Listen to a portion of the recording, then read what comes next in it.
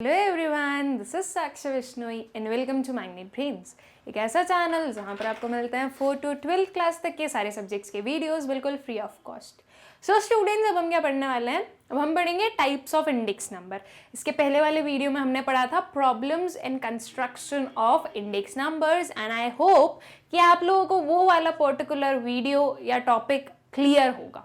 और उसके पहले हमने पढ़ा था मीनिंग ऑफ इंडेक्स नंबर, तो वो भी क्लियर होगा। जब हम इंडेक्स नंबर पढ़ रहे हैं तो उसका मीनिंग पता होना तो बहुत ही ज़रूरी है, राइट? तो आई होप सो कि अभी तक हम लोगों ने ये चैप्टर जितना भी पढ़ा है वो आप लोगों को अच्छे से क्लियर होगा। अब देखते हैं हमारा नेक्स्ट टॉपिक जो कि है टाइप्स ऑफ इंडेक्स नंबर। तो basically students, 3 types of index number होते हैं: price index numbers, quantity index numbers and value index number. अब देखो, इनके नेम से हमें कुछ कुछ समझ में आ रहा है ना। इंडेक्स नंबर को हमने 3 टाइप में डिवाइड कर दिया, एक हो गया प्राइस, एक हो गया क्वांटिटी और एक हो गया वैल्यू। तो मतलब कि ये जो तीनों इंडेक्स नंबर है ये कहीं ना कहीं किससे रिलेटेड होंगे? प्राइस इंडेक्स नंबर में हम प्राइस को देख लेंगे, राइट?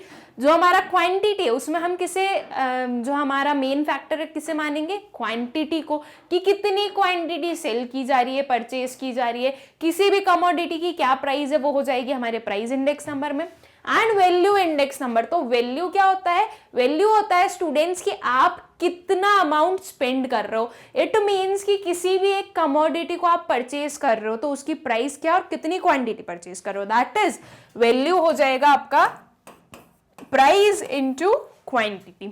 ओके, कि एक किसी भी प्रोडक्ट की आप कितनी यूनिट्स परचेज कर रहे हो और किस प्राइस पर परचेज कर रहे हो। तो ये एक ब्रीफ सा आप लोगों को मैंने मतलब समझा दिया कि इन तीनों इंडेक्स नंबर्स में हम क्या देखने वाले हैं। तो अब थोड़ा सा डिटेल में पढ़ लेते हैं, 1 by 1 तीनों हमारे जो टाइप्स है उसे हम कंप्लीट कर लेते हैं अपने इस वीडियो में। ओके, तो चलिए स्टूडेंट्स स्टार्ट करते हैं विथ प्राइस इंडेक्स नंबर।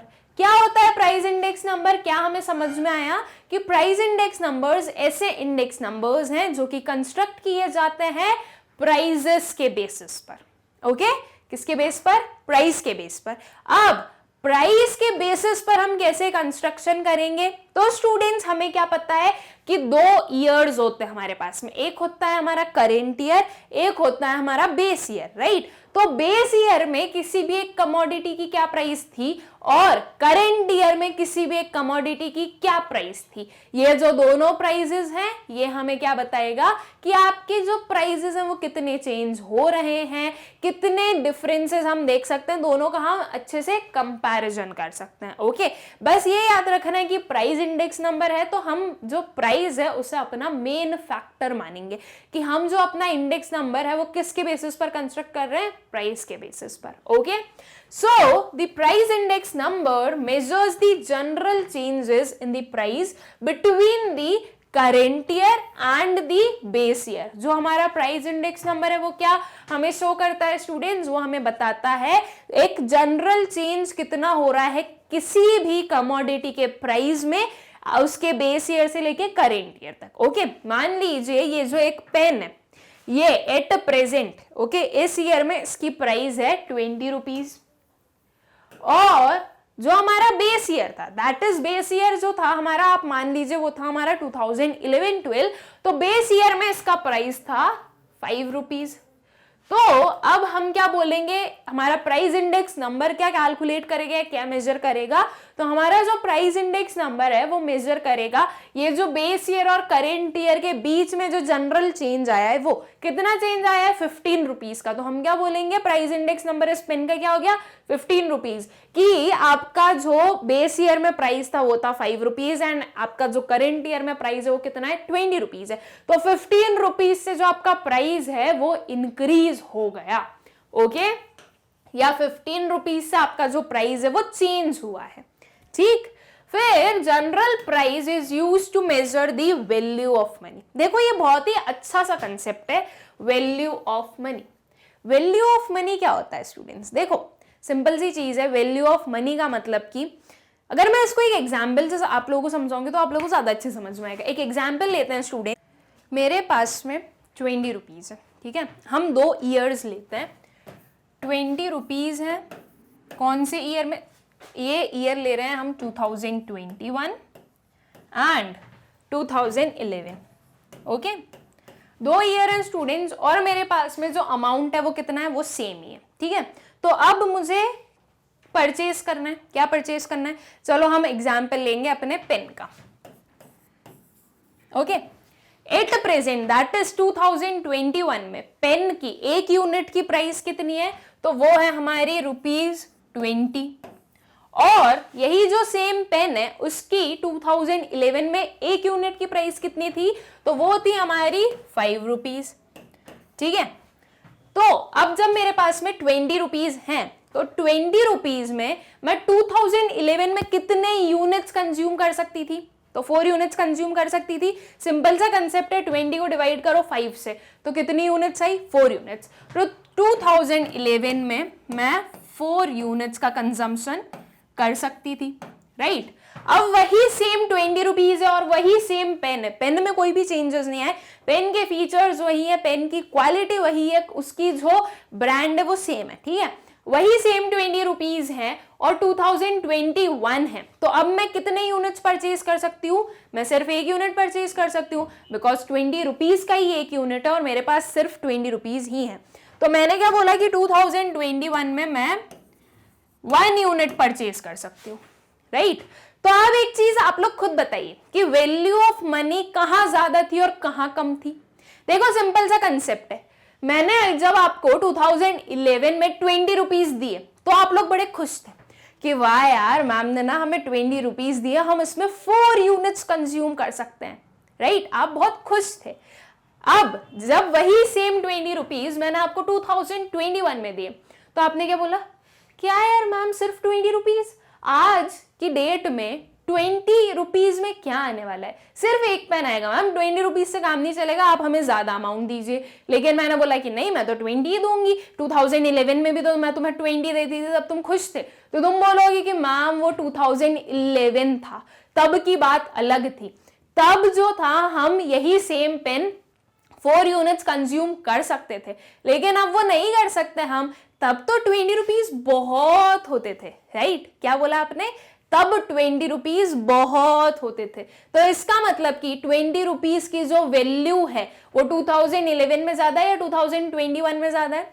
2011 में ज्यादा है। क्यों ज्यादा है स्टूडेंट? सिंपल सा कंसेप्ट है, आपने खुद ने अपने मन से बोला कि ₹20 2011 के अकॉर्डिंग बहुत होते थे और 2021 के अकॉर्डिंग जो ₹20 है वो बहुत कम अमाउंट है। तो जब बहुत ज्यादा अमाउंट है इसका मतलब कि जो ₹20 है उसकी वैल्यू क्या है? ज्यादा है ना? तो हम क्या बोलेंगे कि जो हमारा वैल्यू ऑफ मनी है इस पर्टिकुलर एग्जाम्पल के थ्रू वो ज्यादा कहाँ है? वो ज्यादा है हमारे 2011 में, और जो हमारा वैल्यू ऑफ मनी है वो 2021 में क्या है? कम है, राइट? आई होप कि आप लोगों को समझ में आया होगा। अगर नहीं समझ में आया तो एक और एग्जाम्पल लेते हैं, बहुत ही सिंपल सा, इससे तो पक्का आ जाएगा। मैं आप लोगों को ₹1 दूं 2011 में और वही सेम ₹1 दूं 2021 में, ओके? अब देखो ₹1 को आप अभी एट प्रेजेंट ऐसा सोचोगे कि यार ₹1 में क्या होता है? ₹1 भी कोई अमाउंट होता है? इसमें हम कुछ भी नहीं ले सकते, हम कुछ भी परचेज नहीं कर सकते, इससे अच्छा तो ना आप देते ही नहीं हमें। तो एटलीस्ट ऐसा तो रहता है कि आपने हमें कोई भी रुपी नहीं दिया है। अब ₹1 दे दिया आपने, एक तो चीज बोल दी कि आपने ₹1 दिया है, लेकिन ₹1 में होता कुछ नहीं है ना? ये कौन सा कंसेप्ट है? 2021 का। ये एट प्रेजेंट आप क्यों बोल रहे हो? बिकॉज आप इस प्रेजेंट सिनेरियो में रह रहे हो, इसलिए ये आप बोल रहे हो। अगर वही सेम चीज 2011 में आपको देती ₹1 तो आप खुश होते कि चलो ठीक है ₹1 दिया है, एटलीस्ट हम कुछ ना कुछ 2-3 टॉफीज तो ले ही लेंगे एटलीस्ट, राइट? क्योंकि उस टाइम पे टॉफीज जो है वो हो सकता, वो कुछ ऐसी भी मिलती थी कि ₹1 में आपको 4 टॉफीज मिल गई। अब वही सेम टॉफीज जो है वो आपको 2021 में हो सकता है ₹2 में मिलती हो, राइट? तो ये चेंजेस हैं।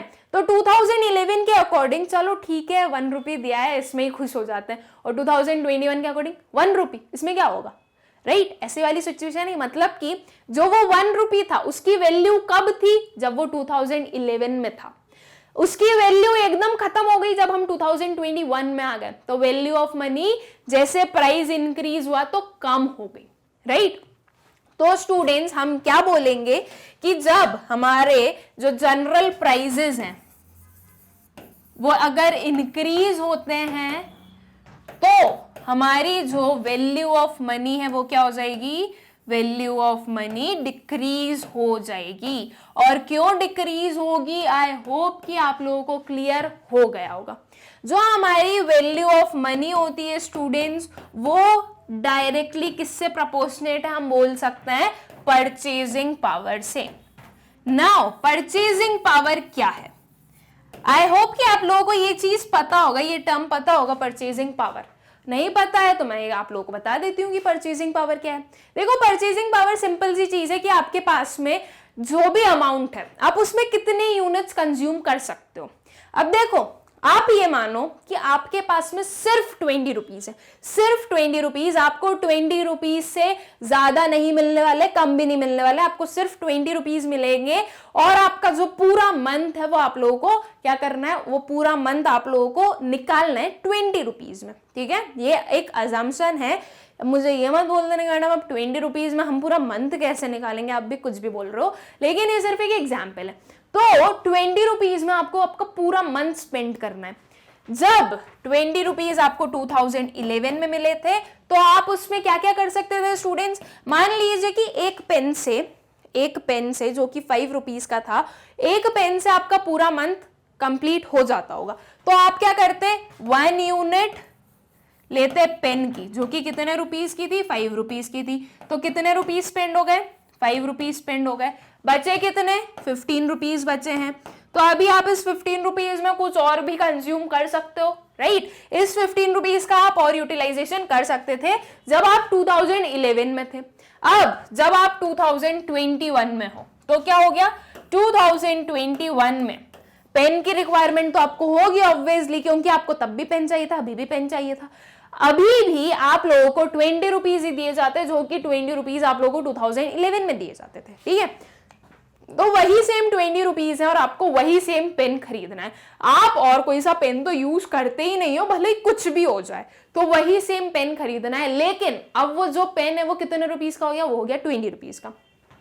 तो आपने एक यूनिट परचेज की कितने रुपीज में, 20 रुपीज में। तो आपके पास में कितना जो आपका एक्सपेंडिचर है वो कितना हुआ, वो हुआ 20 रुपीज का। अब जब 20 रुपीज आपने स्पेंड कर दिए तो आपके पास में बचे कितने, आपके पास में बचे 0, राइट। अब 0 बचे, आप इसमें कुछ भी परचेज नहीं कर सकते। लेकिन यहां पर जो 15 था इसमें आप और भी आपका जो परचेज है वो कर सकते थे, इसको अभी और कंजम्पशन के लिए आप यूज कर सकते थे, राइट। तो ये जो परचेजिंग पावर होती है वो क्या होती है, परचेजिंग पावर का मतलब होता है कि आप एक अमाउंट में, आपके पास में जो भी अमाउंट है उसमें आप कितने यूनिट्स परचेज कर सकते हो। अब जरूरी नहीं है कि वो जो यूनिट्स हैं वो एक ही कमोडिटी के हो, वो डिफरेंट कमोडिटीज के भी हो सकते हैं। जैसे कि यहाँ पर एक यूनिट था पेन का, ये मान लीजिए जो 15 था उसमें एक यूनिट था आपके चॉकलेट का, ओके। और हाँ 5 रुपीज में समोसा भी मिलता था उस टाइम, राइट। तो एक यूनिट था आपके समोसे का, राइट, ये था हमारे, ओके। फिर भी अभी भी आपके पास में 5 रुपीज बच गए, राइट। ये भी 5 रुपीज का था और ये भी 5 रुपीज का था। अभी भी आपके पास में 5 रुपीज बचे हैं, तो आप अभी भी वो जो बचे हुए 5 रुपीज है उन्हें कहीं ना कहीं स्पेंड कर सकते हो। तो आपकी जो परचेजिंग पावर है वो आपको बताती है कि आपके पास में जितना अमाउंट है उस अमाउंट में आप कितनी यूनिट्स कंज्यूम कर सकते हो। इस पर्टिकुलर में 2011 में हम कितनी यूनिट्स परचेज कर सकते हैं, तो हमने 3 यूनिट्स तो परचेज कर ली और अभी भी 5 रुपीज बचे हैं, तो हम उसमें भी कंजम्पशन कर सकते हैं, ओके। और वही सेम चीज जो 20 रुपीज थे वो जब 2021 में आया तो हम सिर्फ और सिर्फ एक यूनिट परचेज कर सकते हैं, राइट। तो अब देखो सिंपल सा कंसेप्ट है, 2011 में आपने मान लीजिए कि 5 यूनिट्स परचेज की और 2021 में कितनी यूनिट्स परचेज की, सिर्फ 1 यूनिट। तो आपकी परचेसिंग पावर कहां ज्यादा है, वो ज्यादा है हमारी 2011 में। हमें क्या पता है कि value of money is directly proportionate to your purchasing power. So value of money कहां ज्यादा होगी, 2011 में, ओके। सिंपल सा कंसेप्ट है स्टूडेंट्स, जब आप सेम जो अमाउंट है आपके पास में उसमें अगर आप ज्यादा यूनिट्स परचेज कर पा रहे हो तो आपकी जो वैल्यू ऑफ मनी है वो क्या होती है, वो इंक्रीज होती है, ठीक है, वो ज्यादा रहती है। और जो जनरल प्राइस रहते हैं उसके साथ में कैसा प्रपोर्शन रहेगा हमारी वैल्यू ऑफ मनी का, इनवर्स प्रपोर्शन। अगर आपकी जनरल प्राइसेस इंक्रीज हो रहे हैं तो आपकी जो वैल्यू ऑफ मनी वो क्या हो जाएगी, डिक्रीज हो जाएगी। और अगर आपकी जो जनरल प्राइसेस है वो डिक्रीज हो रहे हैं तो आपकी वैल्यू ऑफ मनी इंक्रीज हो जाएगी, बिकॉज आप सेम अमाउंट में ज्यादा यूनिट्स परचेज कर सकोगे जब जनरल प्राइस कम हुए तो, और वही सेम अमाउंट में अब आप कम यूनिट्स परचेज कर पा रहे हो जब उसके प्राइसेस इंक्रीज हो गए। ठीक है, तो जब आप ज्यादा चीजें खरीद सको तो इसका मतलब कि वैल्यू ऑफ मनी ज्यादा है, और अगर आप कम चीजें खरीद सको तो इसका मतलब कि वैल्यू ऑफ मनी कम है। ठीक है, तो आई होप स्टूडेंट्स की ये जो कंसेप्ट है आप लोगों को क्लियर होगा कि जनरल प्राइस जो होते हैं वो हमें वैल्यू ऑफ मनी कैसे शो करते हैं। ओके, और जो हमारा प्राइस इंडेक्स नंबर होता है वो हमें हेल्प करता है किसमें, वो हमें वैल्यू ऑफ मनी को मेजर करने में हेल्प करता है। Okay, when percentage changes in prices are different for different commodities, then price index helps in representing these changes by a single numerical measure. अब डिफरेंट कमोडिटीज है, उनका जो percentage change है वो डिफरेंट है as compared to your base year. हर एक जो कमोडिटी है उसका डिफरेंट क्या है, परसेंटेज चेंज है। तो हमारा जो इंडेक्स नंबर होता है स्टूडेंट्स वो हमें हेल्प करता है कि ये जो डिफरेंट जो दिख रहा है ना हमें कि आपके जो परसेंटेज चेंजेस हैं वो हर एक कमोडिटी के लिए अलग अलग है, तो हमारा इंडेक्स नंबर आपको एक सिंगल वैल्यू देता है। कैसे देता है, तो मैंने आप लोगों को बताया था कि इंडेक्स नंबर हमारा एक काइंड ऑफ एवरेज भी होता है। तो आपका जो इंडेक्स नंबर है वो इन्हीं सब उसकी जो भी एप्लीकेशंस होती है, जो हमारे प्रैक्टिकल्स होते हैं इंडेक्स नंबर के, उसके थ्रू आप लोगों को हर एक जो डिफरेंट कमोडिटी है उसके लिए एक सिंगल वैल्यू देता है, एक सिंगल नंबर देता है जो कि रिप्रेजेंट करती है सारी कमोडिटीज को। Okay, so I hope students कि आप लोगों को क्लियर होगा ये जितना भी अभी हमने पढ़ा प्राइस इंडेक्स नंबर के बारे में। ठीक है, यहां पर हम एक नया कंसेप्ट सीखे जो कि था हमारा वैल्यू ऑफ मनी, और इसी वैल्यू ऑफ मनी में हमने एक और कंसेप्ट समझा, वो था हमारा परचेजिंग पावर। आई होप कि ये दोनों आप लोगों को अच्छे से क्लियर होंगे। जनरल प्राइस और जो हमारा वैल्यू ऑफ मनी है उन दोनों के बीच का रिलेशन भी आप लोगों को अच्छे से क्लियर होगा। ओके, फिर स्टूडेंट्स जो हमारे प्राइस इंडेक्स नंबर्स हैं वो दो टाइप्स के हो सकते हैं। कौन कौन से, wholesale price index numbers and retail price index numbers. तो हम लोगों ने हमारे प्रीवियस वाले वीडियो में पढ़ा था राइट कि होलसेल प्राइसेस होते हैं, रिटेल प्राइसेस होते हैं, एंड आई होप कि आप लोगों को होलसेल प्राइस और रिटेल प्राइस वाला कंसेप्ट क्लियर है कि क्या होता है। जो हमारे होलसेलर्स होते हैं हम उनके पास डायरेक्टली जाके कोई भी जो हमारा आइटम है उसे परचेज नहीं करते हैं राइट। होलसेलर्स जो हैं वो रिटेलर्स तक पहुंचाते हैं अपना जो भी प्रोडक्ट है, और हम जाते हैं रिटेलर के पास में और उनसे वो जो गुड्स हैं वो परचेज करते हैं। आप मार्केट में जाते हो, आप जो भी कमोडिटीज कंज्यूम कर रहे हो आप किसके पास से जाकर खरीदते हो, आप रिटेलर के पास से खरीदते हो। उनके पास में कुछ लिमिटेड क्वांटिटीज होती हैं, वो उनमें से आपको सेल करते हैं, और जो वो सेल करते हैं वो आपको एमआरपी पर सेल किया जाता है राइट। जो एमआरपी उस पर लिखी हुई होती है। जो हमारा होलसेल प्राइस होता है वो हमारी एमआरपी से कम होता है, बिकॉज जो होलसेलर होता है वो इंडस्ट्री से परचेज करता है एक बहुत ही बड़े लॉट में राइट। वो बहुत ही एक होल में जो है हमारे जो गुड्स हैं उनको परचेज करता है, तो उन्हें जो है क्या मिलता है, उन्हें कम प्राइजेस में मिलते हैं, एमआरपी से कम प्राइजेस में मिलते हैं हमारे होलसेलर को। और फिर होलसेलर वो जो प्राइजेस हैं जिस पर उन्हें मिले थे उसमें कुछ अपना प्रॉफिट ऐड करके रिटेलर तक पहुंचा देते हैं और रिटेलर हमें दे देते हैं राइट। तो ये दो कंसेप्ट होते हैं होलसेलर और रिटेलर के। वैसे ही जैसे कि अब होलसेलर के पास में होलसेल प्राइस होगा और रिटेलर के पास में रिटेल प्राइस होगा राइट। तो ये दो कंसेप्ट आ गए हमारे, होलसेल प्राइस इंडेक्स और रिटेल प्राइस इंडेक्स। अब ये दो काइंड्स ऑफ हो गए। होलसेल प्राइस पर अगर आप जो आपके जनरल प्राइसेस है उनका चेंजेस देख रहे हो तो हम उसे बोल देंगे कि वो होलसेल प्राइस इंडेक्स है। अगर आप रिटेल प्राइसेस पर जो जनरल चेंजेस हैं वो मेजर कर रहे हो तो हम बोलेंगे कि ये आपने क्या कैलकुलेट किया, रिटेल प्राइस इंडेक्स कैलकुलेट किया है। ओके, ये जो दोनों कंसेप्ट है इसे हम डिटेल में और भी डिटेल में पढ़ेंगे अपने जो फर्दर वीडियोस आने वाले हैं उनमें। Okay, So wholesale price index numbers, it reflects the general price level of the group of items taken as a whole. यहाँ पर देखो जो ग्रुप ऑफ आइटम्स है उन्हें कैसे लिया हमने, टेकन ऑन अ होल. अब आई थिंक सो कि आप लोगों को मुझे इतने अंदर तो नहीं जाना पड़ेगा कि होल का मतलब क्या होता है. ठीक है, एक होल मतलब कि एक बहुत ज्यादा क्वांटिटी में परचेज किया, उन्होंने बल्क में परचेज किया है. ठीक है, जो होलसेलर्स होते हैं वो बल्क में परचेज करते हैं. फिर जो रिटेल प्राइस इंडेक्स नंबर है उसमें क्या बताते हैं हम, it reflects the general changes in the retail prices of various items including food, housing, clothing and so on. जब रिटेल प्राइसेस में कोई चेंजेस आए हैं और हम रिटेल प्राइसेस में जो चेंजेस हैं उन्हें अगर मेजर कर रहे हैं तो वो हो जाएगा हमारा रिटेल प्राइस इंडेक्स नंबर्स. और अगर हम एक होल पर मतलब कि एक होलसेल लेवल पर जो प्राइसेस में चेंजेस आए अगर हम वो मेजर कर रहे हैं तो वो क्या हो जाएगा, वो हो जाएगा होलसेल प्राइस इंडेक्स. ओके, सो ये हमारे दो kinds of price index numbers होते हैं. आई होप स्टूडेंट्स कि आप लोगों को ये जो कंसेप्ट है प्राइस इंडेक्स नंबर का ये क्लियर होगा. इसके साथ में हमने अपना फर्स्ट वाला टाइप भी कंप्लीट कर लिया. फिर आता है हमारा next, that is quantity index numbers. Now quantity index numbers क्या होते हैं, तो वो इंडेक्स नंबर जो कि क्वांटिटी के बेसिस पर हम कैलकुलेट करते हैं उसे हम क्या बोल देंगे, वो होते हैं हमारे क्वांटिटी इंडेक्स नंबर्स. ठीक है, अब इसे थोड़ा सा और और डिटेल में पढ़ते हैं ताकि आप लोगों के जो एक एक कंसेप्ट है वो अच्छे से क्लियर हो जाए. सो द क्वांटिटी और volume index number measures the average change in the quantities and enable us to compare changes in physical quantity of goods produced, consumed or sold. जो क्वांटिटी इंडेक्स नंबर है वो क्या करेगा, वो quantities में कितना change हुआ है ये बताएगा. इंडेक्स नंबर हमें चेंज बताता है और क्वांटिटी आ गया उसके सामने तो हम क्या बोल देंगे कि क्वांटिटी में चेंज कौन बताएगा हमें, क्वांटिटी इंडेक्स नंबर. अब किस चीज की क्वांटिटी, तो देखो सेम सिंपल सा कंसेप्ट है. किसी भी एक इंडस्ट्री ने कितने जो गुड्स हैं वो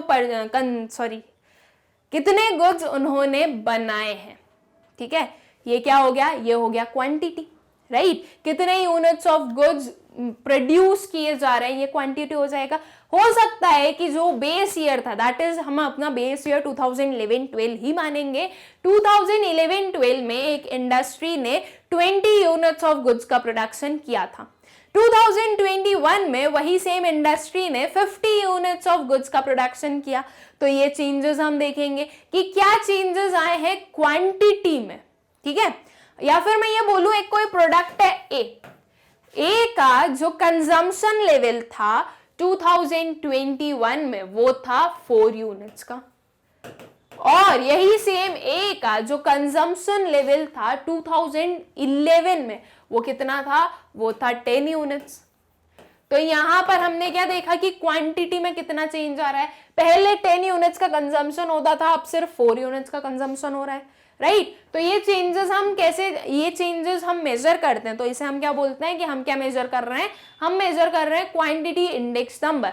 या फिर यही जो सेम ए गुड है ये कितना सेल हुआ है, ये पहले कितना सेल किया गया था अब कितना सेल हो रहा है, तो वही सेम चीज हो गई ये भी कि जितना कंज्यूम होगा उतना ही तो सेल होगा. राइट, तो कुछ थोड़ा उसी से रिलेटेड हो जाएगा. लेकिन हमें बस इतना समझना है क्वांटिटी इंडेक्स नंबर में कि क्वांटिटीज में कितना चेंज हो रहा है. ओके, जो आपके यूनिट्स ऑफ गुड्स हैं वो कितनी चेंज हो रही है. प्रोडक्शन, कंजम्पशन, सेल, वो कुछ भी हो सकता है, किसी भी एस्पेक्ट में या किसी भी सेक्टर में हम उसे मेजर कर सकते हैं. लेकिन हम बोलेंगे क्या कि हमने क्या मेजर किया, हमने मेजर किया quantity index numbers. Okay, they can be constructed by using both simple as well as weighted method. So quantity index numbers can be easily derived from price index numbers by interchanging P's to Q's. देखो students, जो हमारे quantity index number है वो हम simple method से और weighted method से दोनों से कैलकुलेट कर सकते हैं। अब सिंपल मेथड और वेटेड मेथड, ये चीज मैंने आप लोगों को बताई थी हमारे प्रीवियस वाले लेक्चर में कि दो मेथड्स होते हैं जिनमें हम अपने इंडेक्स नंबर का कैलकुलेशन कर सकते हैं। देखो मैं इसमें डिटेल में नहीं जा रही कि सिंपल और वेटेड क्या होते हैं, बिकॉज ये हमारा जो नेक्स्ट वाला जो लेक्चर होगा उसमें हम समझेंगे, ठीक है। तो ये दो मेथड्स हो गए हमारे सिंपल और वेटेड। इन दोनों में हम अपना जो क्वांटिटी इंडेक्स नंबर है उसे कैलकुलेट कर सकते हैं। ओके, अब देखो जो आपका क्वांटिटी इंडेक्स नंबर है और जो आपका प्राइस इंडेक्स नंबर है, दोनों में डिफरेंसेस क्या हैं? तो प्राइस इंडेक्स नंबर में हम प्राइस के बेसिस पर चेंजेस को कैलकुलेट कर रहे थे और क्वांटिटी इंडेक्स नंबर में हम क्वांटिटी के बेसिस पर जो हमारे चेंजेस है उन्हें कैलकुलेट कर रहे हैं। दोनों में जो चेंज हुआ है या दोनों में जो डिफरेंस है वो सिर्फ इतना ही है कि एक में प्राइस था, एक में क्वांटिटी था, बाकी का कंसेप्ट बिल्कुल सेम है, राइट। तो मैं ये बोलूंगी आप लोगों को कि जैसे हम लोग सीखेंगे, अभी हमें नहीं पता है कैसे कैलकुलेट किया जाता है, हम सीखेंगे अपने नेक्स्ट वाले वीडियोज में कि कैसे कैलकुलेट किया जाता है इंडेक्स नंबर। तो जैसे हम प्राइस इंडेक्स नंबर को कैलकुलेट करेंगे, सेम वे में हम अपने क्वांटिटी इंडेक्स नंबर को भी कैलकुलेट कर सकते हैं। बस एक चेंज हमें करना पड़ेगा कि जो P है, P का मतलब क्या हो गया? P का मतलब हो गया आपका प्राइस। उसे आपको किससे चेंज करना है? उसे आपको किससे रिप्लेस करना है? तो उसे हमें रिप्लेस करना है Q से। Q क्या हो गया? Q हो गई हमारी क्वांटिटी। ओके, तो एक जो हमारा प्राइस था उसे रिप्लेस कर दो आप क्वांटिटी से, तो वो हो जाएगा आपका quantity index numbers. Okay, I hope students की ये चीज आप लोगों को क्लियर होगी। बहुत ही सिंपल सा हमारा कंसेप्ट है क्वांटिटी इंडेक्स नंबर का, अगर आप लोगों को प्राइस इंडेक्स नंबर अच्छे समझ में आई गया तो। और प्राइस इंडेक्स नंबर भी बहुत सिंपल सी चीज है, उसमें भी हमें एक ही चीज तो ध्यान रखनी है कि जनरल प्राइजेस में कितना चेंज हो रहा है बेस ईयर और करेंट ईयर में, ठीक है। The indices of agriculture production, industrial production, exports, imports, etc. are all quantity index numbers. ये कुछ examples हैं जो कि quantity index number के हैं। इन particular चीजों में हम क्या calculate करते हैं? हम quantity index number find out करते हैं। ओके, ये जो एग्रीकल्चर प्रोडक्शन, कितनी क्वांटिटी का प्रोडक्शन चेंज हुआ है एक ईयर में, मान लीजिए 500 क्विंटल्स ऑफ व्हीट का प्रोडक्शन हुआ था और बेस ईयर में, और जो करेंट ईयर है उसमें 300 क्विंटल्स ऑफ व्हीट का प्रोडक्शन हुआ है, तो कितना चेंज हो गया? नेगेटिव चेंज हुआ है, -200 क्विंटल्स का। ये हम कैसे चेक करते हैं? अपने क्वांटिटी इंडेक्स नंबर से। और ये जो मैं आप लोगों को फिगर्स बोलती हूँ ये सिर्फ एग्जाम्पल हैं, इन्हें आप सही नहीं मानना। ओके, इंडस्ट्रियल प्रोडक्शन में कितना चेंजेस हैं? क्या पहले कितनी यूनिट्स का प्रोडक्शन होता था, अब कितनी यूनिट्स का प्रोडक्शन हो रहा है। सेम इसी वे में एक्सपोर्ट्स, इंपोर्ट्स और कुछ ऐसी चीजें जिनमें हमें प्राइजेस से नहीं, हमें क्वांटिटी से ज्यादा मतलब होगा, राइट। प्राइजेस तो चेंज होंगे ही, लेकिन क्वांटिटी जो है वो ज्यादा अफेक्ट करेगी। तो आई होप कि ये जो क्वांटिटी इंडेक्स नंबर है ये आप लोगों को अच्छे से क्लियर होगा कि इसका मतलब क्या होता है। ओके, फिर आता है हमारा नेक्स्ट वाला, that is value index number. Value index number में हमने क्या समझा था जब मैंने आपको स्टार्टिंग में बताया था कि वैल्यू का मतलब क्या होता है? Your price multiplied by quantity. Value में कितना चेंज हो रहा है, जैसे कि हमने एक एग्जाम्पल लिया था, राइट। क्या एग्जाम्पल लिया था? ₹20 में कितना हम क्या कर रहे हैं? कंजम्पशन। तो 2021 में मैं कंजम्पशन कर रही हूँ 1 यूनिट का, जो कि कितने रुपीस की है? 20 रुपीस की है। तो वैल्यू कितनी हो गई? ये हो गई मेरी 20, ठीक है। 2011 में जब प्राइजेस कितने थे? जब प्राइजेस थे मेरे 5 रुपीस, तो तब अगर मैं 1 यूनिट का कंजम्पशन करूं तो 1 यूनिट इंटू 5 कितना हो गया?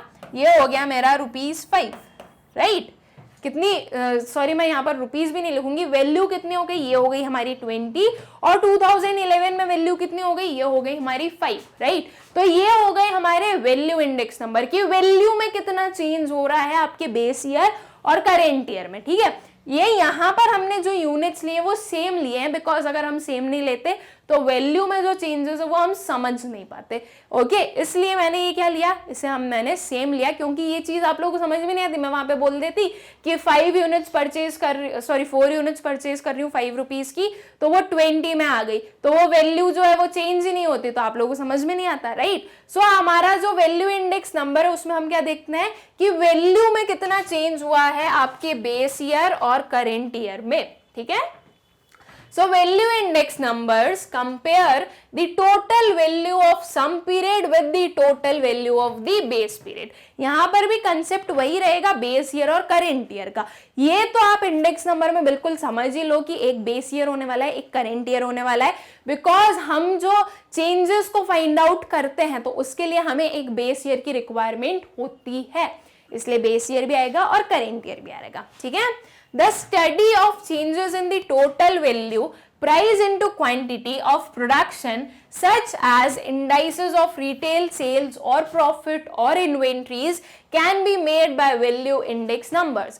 जो आपके value index numbers होते हैं उसमें हम कैसे कैलकुलेट करते हैं उसे, प्राइस इंटू क्वांटिटी, राइट। तो प्राइस इंटू क्वांटिटी करके हमें क्या पता चल गया कि कितना प्रॉफिट हम अर्न कर सकते हैं, कितने लॉस में हम जा रहे हैं, क्या हम प्रॉफिट एडिक्वेटली अर्न कर भी रहे हैं या नहीं कर रहे हैं, क्या लोग जो है वो उसे कंज्यूम कर रहे हैं। ये हमें वैल्यू से पता चला कि ये जो पर्टिकुलर पेन है क्या ये 20 रुपीज के वर्थ है, ठीक है, ये हमें वैल्यू से समझ में आएगा। तो ये जो हमारा वैल्यू इंडेक्स नंबर होता है स्टूडेंट्स, इसमें हम क्या फाइंड आउट करते हैं कि आपकी जो वैल्यूज है उनमें कितना चेंजेस हुए हैं, प्राइस इनटू क्वांटिटी हम करेंगे और आपकी वैल्यूज में क्या क्या चेंजेस हो रहे हैं, कितने चेंजेस हो रहे हैं, ये हम फाइंड आउट करते हैं। ओके, सो ये हमारा एक छोटा सा concept that is value index number, जिसमें कि हमने देखा कि वैल्यू में कितना चेंज हो रहा है। तो हमने 3 टाइप ऑफ इंडेक्स नंबर पढ़े, price index number, value index number and quantity index number, and I hope कि ये तीनों आप लोगों को अच्छे से क्लियर होंगे। नाउ स्टूडेंट्स, हमारा जो नेक्स्ट लेक्चर है उसमें हम समझेंगे कि क्या क्या डिफरेंट मेथड्स होते हैं जिनमें हम अपने इंडेक्स नंबर को कैलकुलेट कर सकते हैं। ओके, आई होप कि ये जो पर्टिकुलर लेक्चर था ये आप लोगों को अच्छे से क्लियर होगा, ये जो कंसेप्ट था वो क्लियर होगा। इस वीडियो की नोट्स के लिंक आप लोगों को डिस्क्रिप्शन में मिलेगी, आप लोग जाकर चेक कर सकते हैं।